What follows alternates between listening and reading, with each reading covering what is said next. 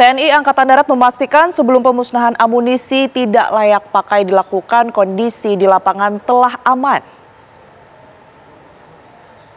Pada hari Senin 12 Mei 2025 pukul 09.30 waktu Indonesia bagian Barat telah dilaksanakan kegiatan pemusnahan munisi afkir tidak layak pakai inventaris TNI Angkatan Darat di lokasi peledakan Desa Sagara, Kecamatan Cibalong, Kabupaten Garut. Pemusnahan tersebut dilaksanakan oleh jajaran Gudang Pusat Munisi 3 Pusat Peralatan TNI Angkatan Darat. Pada awal kegiatan, secara prosedur telah dilaksanakan pengecekan terhadap personil maupun yang berkaitan dengan lokasi peledakan dan semuanya dinyatakan dalam keadaan aman. Selanjutnya, tim penyusun amunisi melakukan persiapan pemusnahan di dalam 2 lubang sumur yang disiapkan.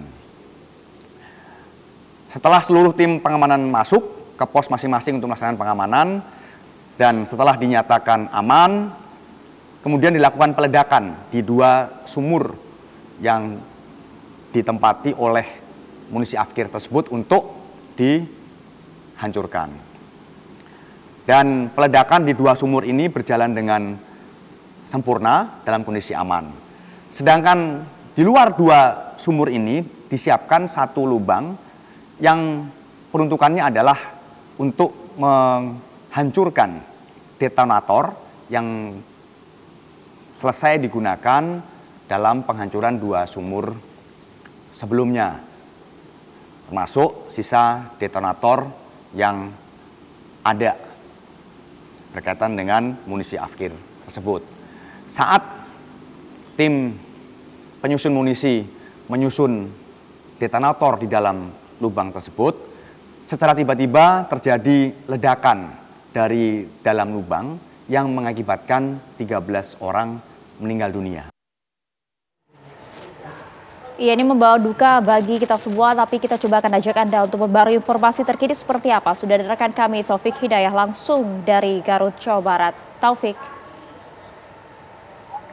Baik, Tiara dan Maria, juga pemirsa di rumah, bisa saya sampaikan informasi terbaru, yaitu saya berada di sekitar radius 300 meter dari lokasi peledakan yang terjadi di Desa Sagara, Kecamatan Cibalong, Garut, Jawa Barat, di mana seluruh korban meninggal telah seluruhnya dievakuasi ke Rumah Sakit Umum Pamengpeuk, di mana ke-13 tersebut diantaranya 9 warga sipil dan 4 orang dari pihak TNI. Dan tadi juga seluruh aparat TNI telah meninggalkan lokasi, di mana penyelesaian identifikasi lokasi, terutama melakukan pengecekan ulang apabila ada sumur-sumur amunisi yang dinyatakan masih berbahaya, dan masyarakat sipil atau warga sekitar tidak diperbolehkan mendekat karena memang tadi petugas dinas pemadam kebakaran tengah melakukan pendinginan pasca meledaknya di lokasi pemusnahan. Bisa disampaikan bahwa proses pemusnahan amunisi kadaluarsa ini memang setiap 1 tahun 1 kali dilakukan oleh TNI Angkatan Darat di lokasi ini, di mana masyarakat sekitar sudah terbiasa mendengar pemusnahan atau suara ledakan di saat pemusnahan amunisi kadaluarsa di lokasi ini.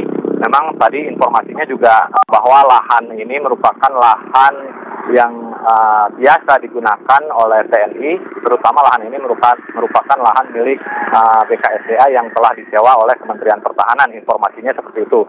Namun secara validasi memang dari ke-13 korban yang telah dievakuasi ke Rumah Sakit Pamengpeuk saat ini masih dalam tahap proses identifikasi sehingga belum bisa dikembalikan kepada keluarga.